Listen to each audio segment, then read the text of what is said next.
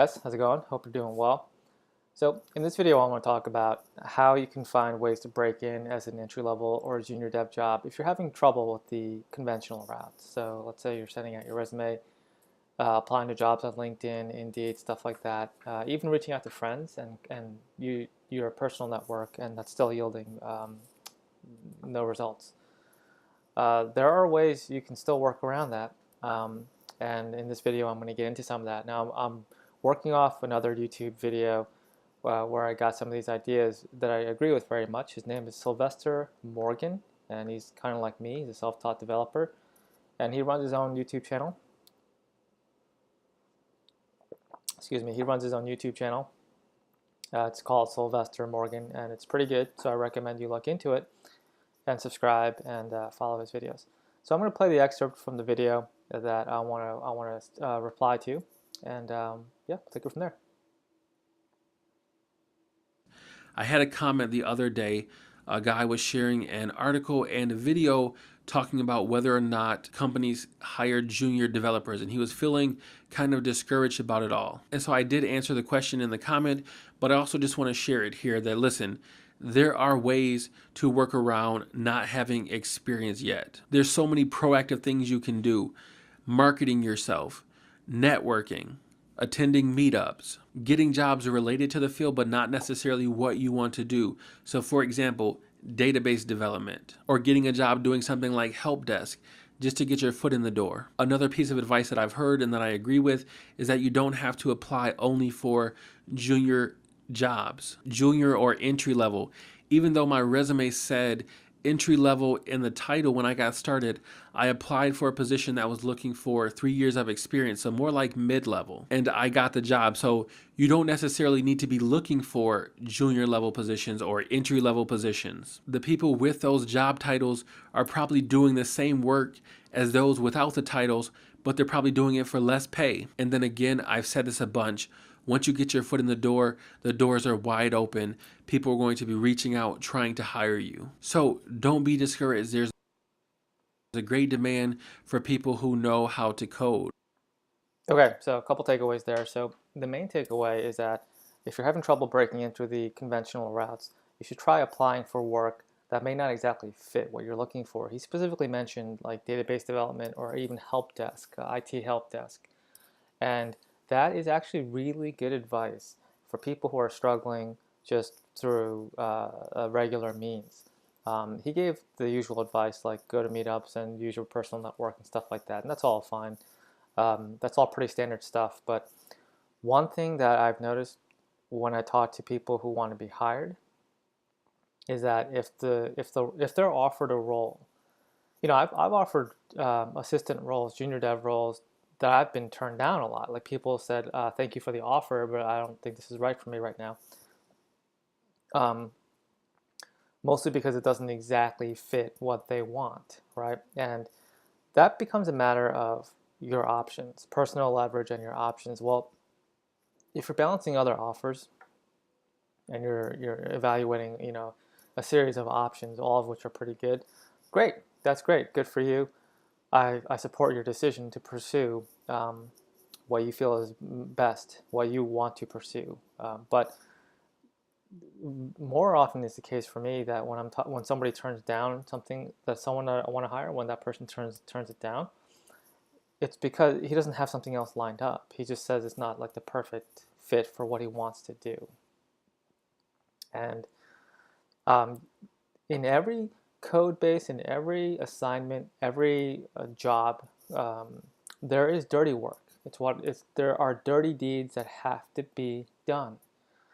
And if I don't have a junior dev doing it, then I do it.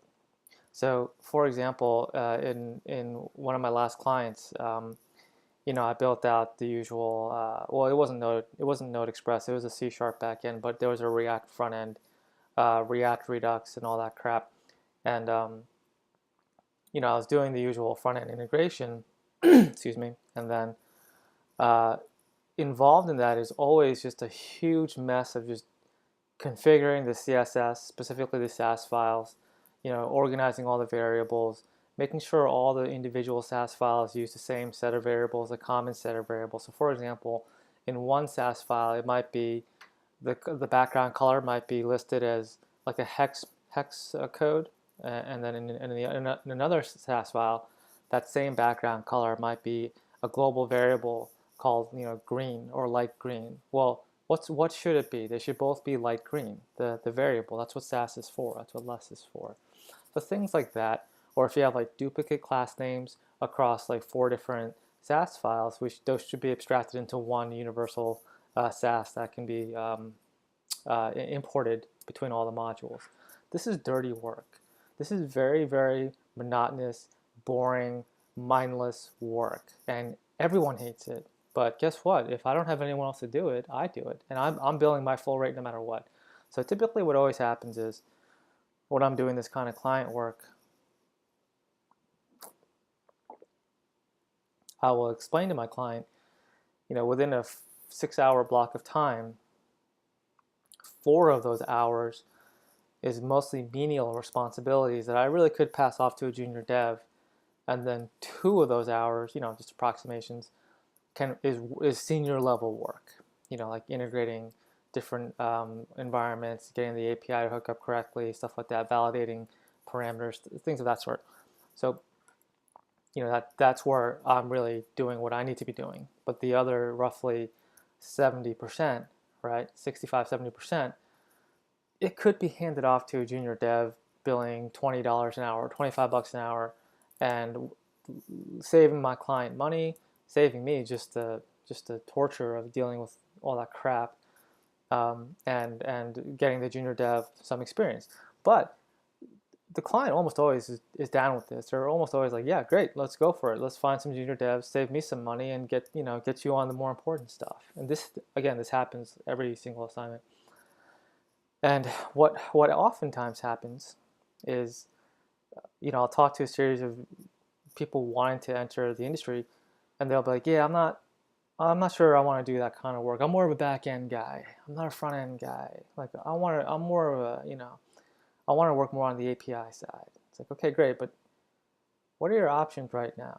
Like, do you have any better options? If not, then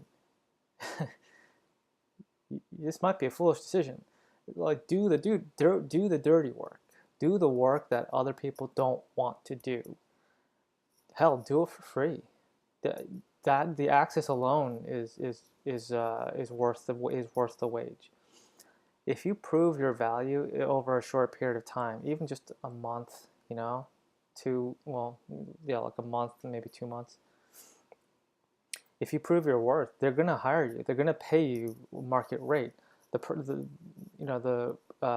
reason it's so hard to get a job is because the risk is so high of making the wrong hire. Even if you work for free, if you're the wrong hire, it still ends up being a lot of wasted time on the senior developer for the onboarding process. But if you're a good hire and you're working for free, any good company is going to make sure you don't go somewhere else. Like even if it's not the company, it'll be me. I'll be the one to say like, look, I'll just pay you out of my own hourly. Like I need to make sure you're around because it's just so hard to find good people. So the one way you can do that is by offering, to do the dirty work, paid or not. The only thing I would say as far as unpaid goes is to say, make it clear that this is a trial basis. Like if after a month you like what I'm doing, then you pay me.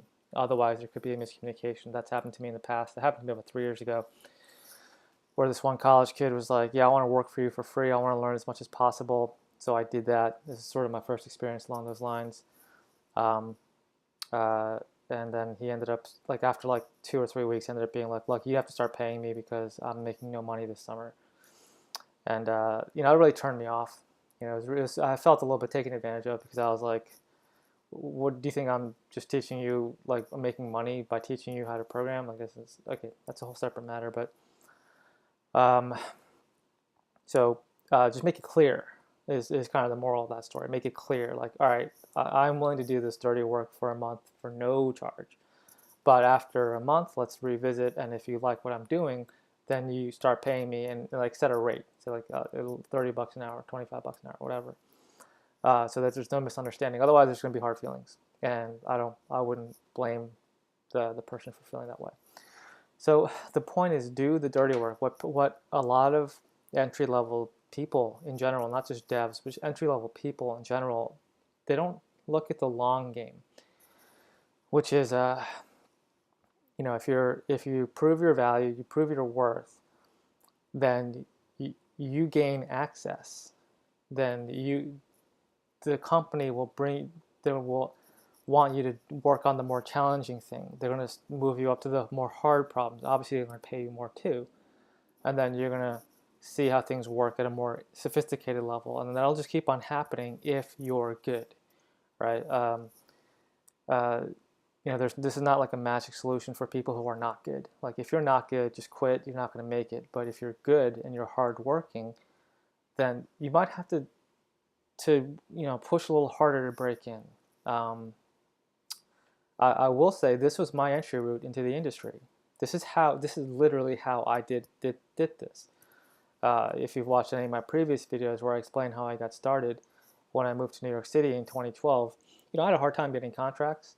Well, at least for the first month or so. And so what I would do is I would offer to work for free for 2 weeks. I would say, I'm going to do this for you for 2 weeks for free. If you like it, you pay me. If not, you don't owe me anything, no harm, no foul. I'll go back and lick my wounds and try to improve. And that worked. That was a successful way to get my foot in the door. And then once that was established, it's on me to continue proving myself. Like, it doesn't end there. You have to continue proving yourself. That pretty much never stops. But just getting that first opportunity might be very difficult for some people. So this advice doesn't apply to everyone. This is important to understand. Not everyone needs to resort to these means. Some people just have connections right off the bat, and they just, their network just hooks them up with the right job, or maybe their college has a great career services department, whatever, and that's fine, and take advantage of that. But a lot of people have a hard time just getting that first opportunity, and it might not necessarily be your fault. I don't know. The reasons don't really matter. The point is there are ways you can address it, and one of those ways is do the dirty deeds. Do not the hard work, the dirty work, right? So another example for me is if somebody said to me, hey, I know that in your assignments, often the case is you have to go through several dozen image assets and then recompress them and then upload them to an S3 bucket as compressed files so that your client, their architecture, their CDN isn't so heavily crushed on bandwidth. Once you compress it, it's like it's 8:1 to 10:1 compression ratio. So there are many times where I'm just sitting there downloading images, compressing them, re-uploading them, reconnecting the URLs inside the code base one at a time, times 200 images.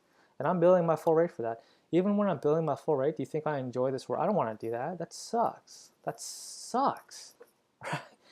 The whole time I'm just like, I want to shoot myself in the face. This sucks. I wish I had just a shithead college kid to just take care of all this for me, right? And I'll pay him $30 an hour. But guess what? The college kids are like, yeah, that's not for me.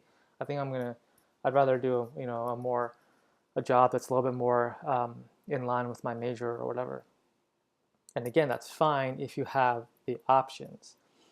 But if you don't, hey, that's some dirty work you can take on. You should tell a senior developer or a development shop, hey, give all that shit to me. I will do that. Like, give me all the crap work that nobody wants to do, like image compression, or like another example is like a website redesign. Oftentimes the copy is changed all over the place. 15 pages of new copy. So I'm just going from one page to another. Every page might have like 3 paragraph tags, and I'm just like copy, paste, and like that takes hours. And then like the designers or the client like will change the copy like 5 times. So it's like, oh, on this about page, this is what I meant to say, and then like 4 days later, oh, I meant on this about page, you should say this instead. Oh, I'm sorry, this is what I meant to write on that about page, times 15 pages. So it's not like you get one set of copy to replace another set. That's not what happens. It's always, here's 18 versions of the new copy. figure out where the pieces go, right? And that's it. That's the job. And is that worth what I charge per hour? No, that's a stupid job. That's a like a minimum wage type job. Like I can teach a high school kid how to do that effectively. And the real point is, I don't want to do it. Right? I just don't want to do that. I would rather just stare at the ceiling for 2 hours. Like I don't want to do that kind of work, but that's what the client pays me to do. That's what I do. Now, um, that's the dirty work. If you can literally articulate to certain developers and dev shops, like, here, I know you do this and that, and like nobody wants to do it, I will take on that work for free, or like just really low rate, $20 an hour, $15 an hour. I will do that. And then after a month, if you feel that my services are of value to your company, your organization, I would like to reassess the payment. That's a good deal. The Coming from the other side, so someone approached me with that. My only hesitation would be this. I would be like, hey, that's a great offer. I really thank you for coming to me with this. My only hesitation is, how much hand holding are you going to need? How much time from me are you going to need?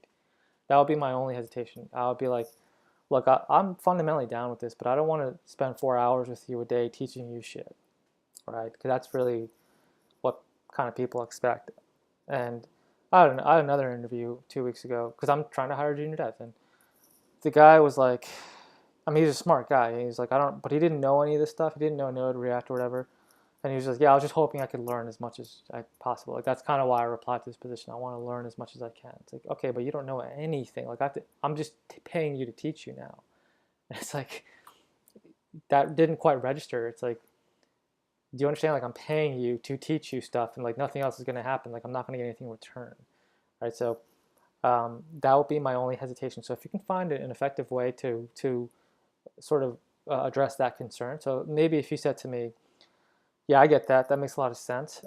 So what I'm going to do is, whatever I can't figure out, I'm just going to go home and Google the shit out of it, and like it's just not going to be on you. And then the only time, if I can't figure that out after a couple of days, then I'll ask you, and I'll try to use you as a resource to solve it. But that'll be a last resort. Um, then I would be more inclined to go along with it. Then I would be like, all right, let's give it a shot. I'd still be a little bit like, I want to make sure this guy isn't going to suck up all my time. But I'd be leaning more towards yes than no. I'd be like, all right, let's see. Let's see if this can work, right? And I would give it a month. And if it works, then I'll start paying the guy, because no way would I want to lose someone like that, right? But too many people don't even give themselves the opportunity, because they shoot themselves in the foot. They're like, yeah, that job isn't for me. I really want to do Node Express on the back end and React on the front end. It's like, all right, well, no one's going to trust you with that with no experience. They're just not. So you think I'm going to put a junior dev on my code base on Turbo? Yeah, no way. No, out of the question. So, they're going to start on the most simple CSS crap on like the contact page, and like that's it. And then after a month, I'm going to evaluate whether or not that person is a long-term solution. So every project has a lot of dirty work, dirty deeds that need to be done that nobody wants to do. If you can present yourself as a solution to that, that's a good way to break in. That'll work. And what's interesting in today's dynamic is it's probably not a tech thing. It's probably just an overall, like, just a societal thing. Is really nobody takes that angle anymore. Nobody wants to do that, the dirty work. Everyone kind of thinks they're mid-level, or they don't think it. They want to enter like a mid-level situation right away, and it just doesn't make a lot of sense. It's just not practical. I'm not going to have like someone work on my React Redux code base who has zero professional experience. He will just destroy it, and it's just not a practical entry point. And again, this is not true for everyone. If you're, a whiz kid at MIT or Cal Berkeley, and you invented a new, whatever, a new programming language that everyone uses. Okay, you're different. I'm not talking about you. I'm talking about the other 99%. So, so that's it. That's probably the strongest piece of advice I would take away from Sylvester Morgan's video. Again, I recommend you check him out. He's pretty good. I like his just general demeanor and his perspective on things. He kind of reminds me of me, actually. He's just sort of like, here's the information, do with it what you will. Um, so that's his channel, and he has his own like getting started guide. Check all this stuff out. It's good stuff, and I hope his channel grows. So okay, that's it for me. Thanks for watching, and I'll see you in the next video.